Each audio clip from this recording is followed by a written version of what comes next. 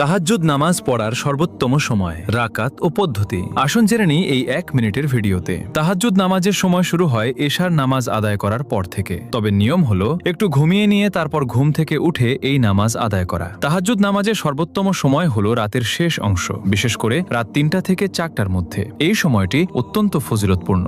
নিয়ত করবেন, আমি 2 রাকাত তাহাজ্জুদ নামাজ আদায় করার নিয়ত করছি। তাহাজ্জুদ নামাজ 2 রাকাত করে আদায় করতে হয়। এভাবে মোট 8 রাকাত নামাজ পড়া যায়। এই নামাজে নির্দিষ্ট কোনো সূরা নেই। আপনি আপনার সহজসাধ্য যে কোনো সূরা দিয়েই নামাজ আদায় করতে পারেন। যদি মাত্র 2টি সূরা মুখস্থ থাকে তাহলে সেই 2টি সূরা দিয়েই 2 রাকাত করে পুরো 8 রাকাত নামাজ আদায় করা সম্ভব। নামাজ শেষে মন খুলে দোয়া করুন, কারণ এই সময় করা দোয়া আল্লাহ তাআলা কবুল করেন। হাদিসে এসেছে, এই সময় মহান আল্লাহ তাআলা প্রথম আসমানে নেমে এসে ঘোষণা করেন, আছে কি আমার কোনো বান্দা যে আমার কাছে কিছু চাইবে, আমি তার দোয়া কবুল করব। এই ভিডিওটি শেয়ার করুন। আপনার একটি শেয়ারের মাধ্যমে যদি একজন মানুষও